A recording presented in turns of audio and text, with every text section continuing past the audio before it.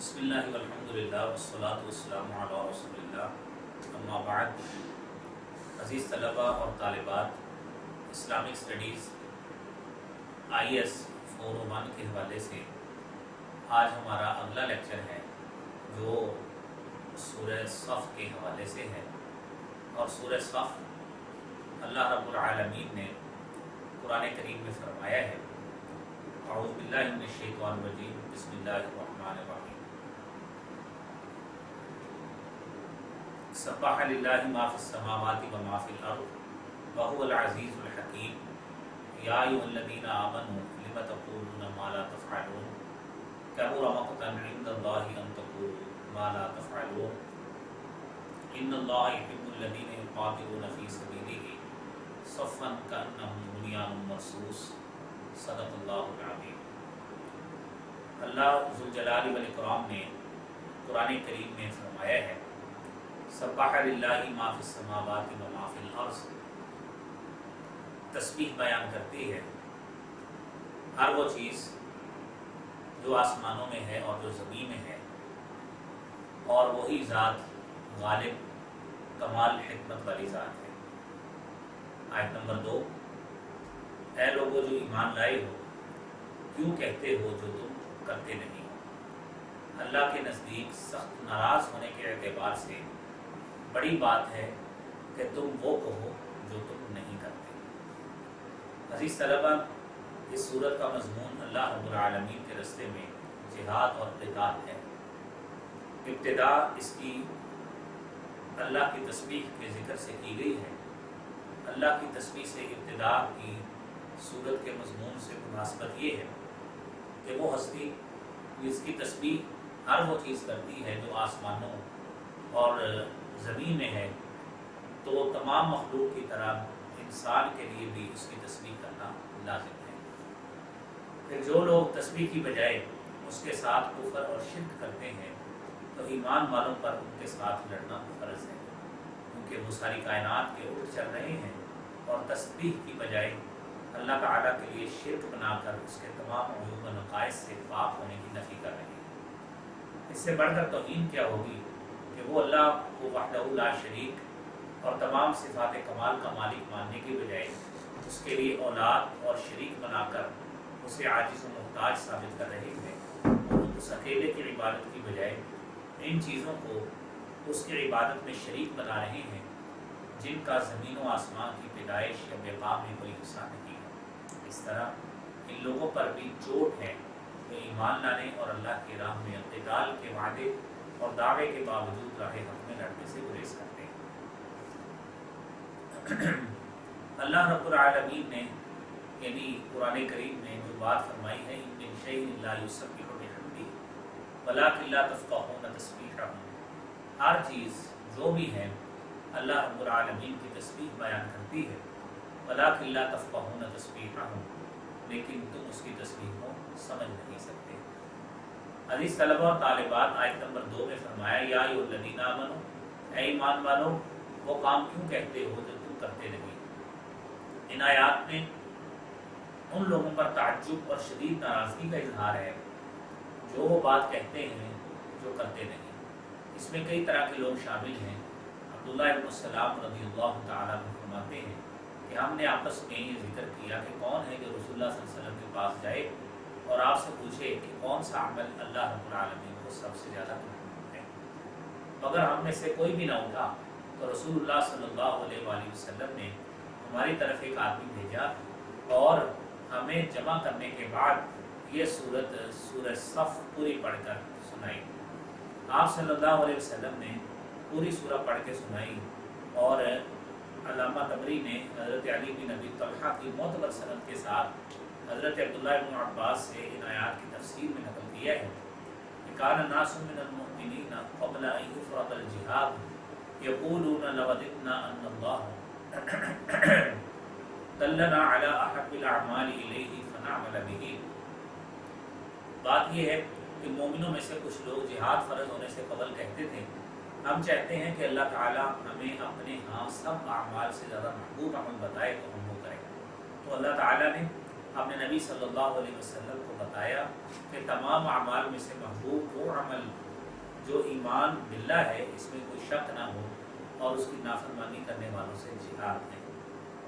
जिन्होंने ईमान की मुखालफत की और उसका इकरार नहीं किया, फिर जब जिहाद का हुक्म नाजिल हुआ तो मोमिनों में से कुछ लोगों ने इसे नापसंद किया और इसका हुक्म उन पर शाप गुजरा, तो अल्लाह रब्बुल आलमीन ने फरमाया या अय्युहल्लज़ीना आमनू लिमा तक़ूलूना मा ला तफ़अलून, कि जो करते नहीं हो वो कहते क्यों हो। इससे मालूम हुआ कि इन आयात से मुराद वो लोग हैं जो जिहाद फ़र्ज होने से पहले इसकी तमन्ना करते थे।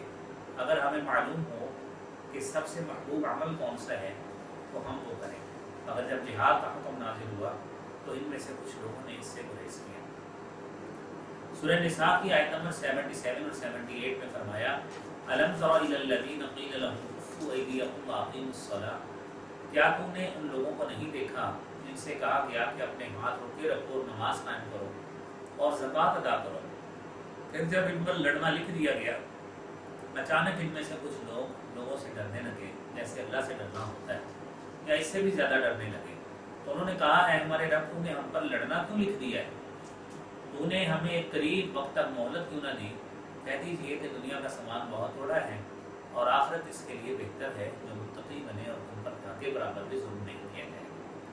तुम जहाँ कहीं भी होगे इन्नमा तक़ूलु युदरिकुमुल मौत, तुम्हें मौत पा लेगी। और फिर फरमाया वयक़ूलु लज़ीना आमनू लौला नुज़िलत सूरा, सूरह मोहम्मद की 20 नंबर आयत है कि वो लोग जो ईमान लाए हैं कहते हैं कि कोई सूरत क्यों नहीं नाजिल की गई। जब कोई महकूम सूरत नाजिल की जाती है और उसमें लड़ाई का जिक्र किया जाता है तो इन लोगों को देखिए जिनके दिलों में बीमारी है कि वो तेरी तरफ इस तरह देखेंगे जैसे शख्स का देखना होता है जिस पर मौत की गशी डाली गई। इस तरह वो लोग भी मुराद हैं जिन्होंने तुम्हें कहा था हम जंग में पीठ नहीं दिखाएंगे मगर इस अहद पर कायम ना रहेंगे। और सूरह अहज़ाब की 15 नंबर आयत में अल्लाह रब्बुल आलमीन ने फरमाया वलक़द कानू आअहदुल्लाह मिन क़ब्लु ला युवल्लूना अल-अदबार, बिलाशुबा यकीनन इससे पहले उन्होंने अल्लाह से अहद किया था कि वो पीठ ना फेरेंगे और अल्लाह का अहद हमेशा पूछा जाने वाला है। अब लिमा तक़ूलूना मा ला तफ़अलून के अल्फाज में वो लोग भी शामिल हैं जो ऐसे कामों का दावा करते हैं जो उन्होंने ना किए हैं ना करते हैं। मसलन कि हमने जिहाद किया, हमने दुश्मन का मुंह मोड़ दिया, हमने ये किया वो किया, हालांकि उन्होंने ऐसा कुछ भी नहीं किया होता। उनकी ख्वाहिश इन कारनामों पर सिर्फ अपनी तारीफ की होती है जो उन्होंने नहीं किए होते। ऐसे लोगों के मुताल्लिक़ अल्लाह रब्बुल आलमीन ने फरमाया ला तहसबन्नल्लज़ीना यफ़रहून बिमा अतौ व युहिब्बूना अन युहमदू बिमा लम यफ़अलू फला तहसबन्नहुम बिमफ़ाज़तिन मिनल अज़ाब। आले इमरान सूरत की 188 नंबर आयत है। इन लोगों को हरगिज़ ख्याल ना कीजिए जो इन कामों पर खुश होते हैं जो उन्होंने किए और पसंद करते हैं कि इनकी तारीफ उन कामों पर की जाए जो उन्होंने नहीं की। बस आप तो उन्हें अजाब से बच निकलने और कामयाब होने में हरगिज़ ख्याल न कीजिएगा, उनके लिए दर्दनाक अजाब है। लिमा तक़ूलूना मा ला तफ़अलून में वो लोग भी शामिल हैं जो किसी से कोई ऐसा वादा करते हैं जिसे पूरा करने का इरादा नहीं रखते। हज़रत अब्दुल्लाह बिन आमिर रज़ी अल्लाह तआला अन्हु कहते हैं सुनन अबी दाऊद किताबुल अदब बाब तशरीद फिल किज़्ब 4991 नंबर हदीस है। फरमाते हैं जब रसूलुल्लाह सल्लल्लाहु अलैहि वसल्लम हमारे घर तशरीफ रखते थे, कहने लगी मेरी अम्मी कहने लगी आओ मैं तुम्हें कुछ दूँ। रसूलुल्लाह सल्लल्लाहु अलैहि वसल्लम ने उसे फरमाया वमा औरती अंतुअतिया, कि आप उसे क्या देना चाहती हैं? मैंने कहा खजूरें दूंगी। फरमाया अमा इन्नकी लौ लम तुअतीही शैअन कुतिबत अलैहि कज़िबा, अगर तूने उसको कोई चीज़ ना दी तो तेरे ज़िम्मे झूठ लिख दिया जाएगा। अजीज़ तलबा और तालिबात, यहाँ पे ये बात ज़रूर मद्देनज़र रखनी चाहिए कि अल्लाह रब्बुल आलमीन के साथ हम जो मामलात करते हैं, कुरान कहता है औफू बिल अहद इन्नल अहद कान मसऊला, वादे को पूरा करो क्योंकि वादे को पूरा करने के हवाले से पूछा जाएगा। और आपने ये भी फरमाया ला ईमान लिमन ला अमानत लहू, खबरदार उस शख्स का कोई ईमान नहीं है जिसमें अमानत की पासदारी नहीं है, वला दीन लिमन ला अहद लहू, और जिसमें अहद की पासदारी नहीं है उसका कोई दीन नहीं है। और फिर आगे देखिए कि सूरह बकरा की 44 नंबर आयत है अतअमुरूना अन्नास बिल बिर्रि व तंसौना अनफुसकुम व अंतुम ततलूनल किताब। फरमाया कि अगर खुद अमल ना करो तो दूसरों को कहना छोड़ दो بلکہ اپنی کوتاہی پر ندامت اور شرمندگی کے احساس کے ساتھ دعوت و تبلیغ جاری رکھنی چاہیے اور امید کرنی چاہیے کہ اس کی برکت سے اللہ رب العالمین کوتاہی دور کرنے کی توفیق بھی عطا فرمائیں گے۔ علاوہ ازیں ہر مسلمان پر دین کی ہر بات آگے پہنچانا فرض ہے۔ فرائض کے بارے میں خود عمل اور دوسروں تک پہنچانا یہ فرض، یہ دونوں کام فرض ہے، جبکہ مستحبات فضائل کو آگے پہنچانا فرض ہے۔ خود عمل کرے اجر ہے، تو نہ بھی کر سکے تو اس میں مواخذہ نہیں ہے، مستحبات کے حوالے سے بات ہے۔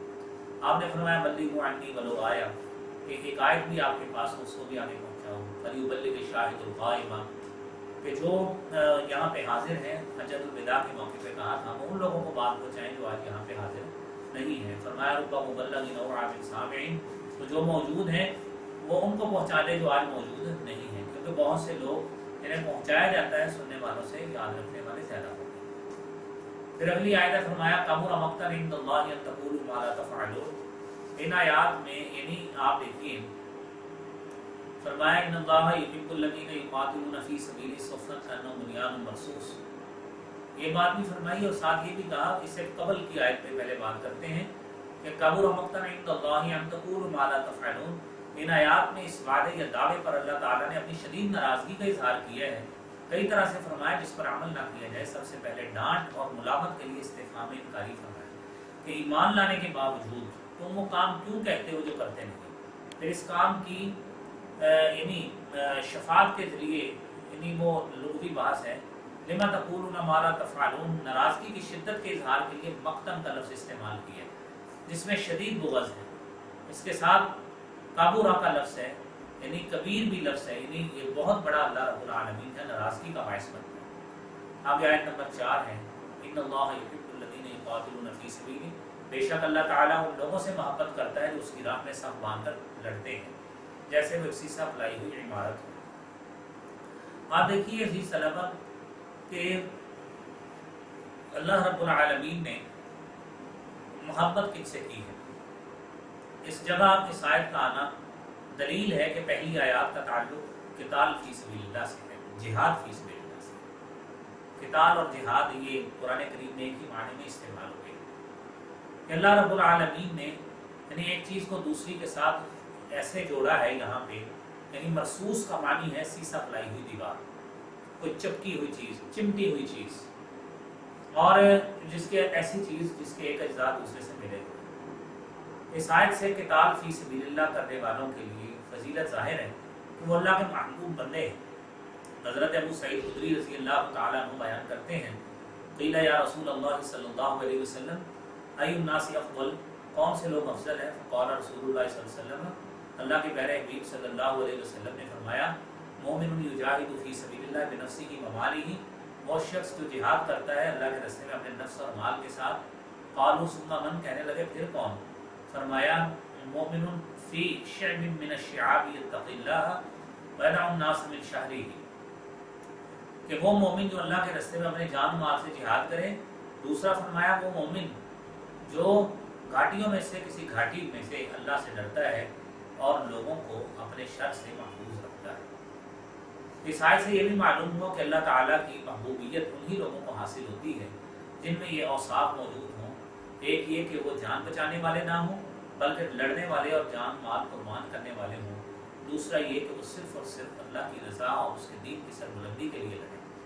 تیسرا یہ کہ وہ صف باندھ کر صفیں باندھ کر لائنز بنا کر ترتیب کے ساتھ لڑیں، اور اس میں اطاعت امیر بھی شامل ہے، جہاں ان کی یہ ذمہ داری لگائی گئی ہے کہ وہاں ڈٹے رہے، اس کے بغیر نہ صف بنتی ہے نہ قائم رہتی ہے۔ چوتھی بات یہ کہ وہ عقیدہ و مقصد میں ایک دوسرے سے محبت میں، ایک دوسرے پر اعتماد میں پوری طرح یکجان ہو۔ جس طرح بنیان مرصوص میں کوئی رکھنا نہیں ہوتا، یعنی چنا گچ دیوار ہوتی ہے، پختہ دیوار ہوتی ہے، کوئی رکھنا نہیں اس میں ہوتا، اسی طرح جس طرح وہ اپنی جگہ سے نہیں ہٹتی، ان کے قدم بھی کسی صورت میدان سے اکھڑنے نہ پائیں، جیسا کہ اصحاب رسول صلی اللہ علیہ وسلم میں یہ اوصاف پائے جاتے ہیں کہ اشداء علی الکفار رحماء بینہم، سورہ فتح کی آیت نمبر 29، یہ لوگ کفار پر سخت ہیں، رحماء بینہم، اور آپس میں رحم کرنے والے ہیں۔ حدیث طلبہ اور طالبات آیت نمبر نیکسٹ 5 نمبر آیت اور جب موسیٰ نے اذ قال موسیٰ لقومہ یا قوم لم تؤذوننی وقد تعلمون انی رسول اللہ الیکم فلما زاغوا ازاغ اللہ قلوبہم واللہ لا یہدی القوم الفاسقین۔ اور جب موسیٰ نے اپنی قوم سے کہا ہے میری قوم تم مجھے کیوں تکلیف دیتے ہو حالانکہ یقیناً تم جانتے ہو کہ میں تمہاری طرف اللہ کا رسول ہوں، پھر جب وہ ٹیڑھے ہو گئے تو اللہ نے ان کے دل ٹیڑھے کر دیے اور اللہ نافرمان لوگوں کو ہدایت نہیں دیتا۔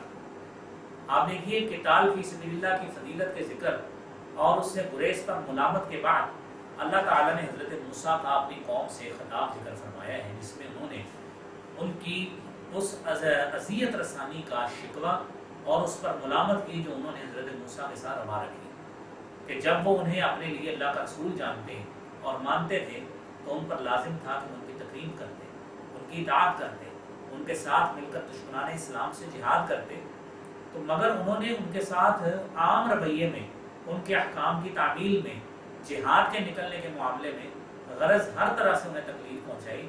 یہاں جس ایذاء کی طرف خصوصی اشارہ ہے جس کی وجہ سے حضرت موسیٰ علیہ السلام سے اور اللہ کی طرف سے قوم الفاسقین کا لقب ملا، وہ ان کا جہاد کے لیے نکلنے سے صاف انکار ہے۔ اس کا مقصد مسلمانوں کو ان کا طریقہ اپنانے سے اجتناب کرنے کی تلقین ہے کہ تم نے وہ کام نہیں کرنا جو موسیٰ کی قوم نے کی، جس طرح کہ سورۃ المائدہ میں موجود ہے فَدَمَنْ رَبُّكَ فَقَاتِلَا إِنَّا هَاهُنَا قَاعِدُونَ، انہوں نے کہا جاؤ تم جاؤ آپ کا رب جا کے لڑے، قاتلا انا ہاہنا قاعدون، ہم یہیں بیٹھے ہم نہیں لڑیں گے۔ تکریم و اطاعت کے معاملے میں ان کی ایذاء آپ دیکھیے یہ سارا کام انہوں نے یہ وہی کیا۔ پھر اگلی بات لما زاغوا ازاغ اللہ قلوبہم، کہ جب وہ ٹیڑھے ہوئے تو اللہ نے انہیں ٹیڑھا کر دیا، ان کے دلوں کو ٹیڑھا کر دیا کہ جب وہ اطاعت کی بجائے ہر کام میں ٹیڑھے چلے تو اللہ تعالیٰ نے انہیں اسی راہ پر ڈال دیا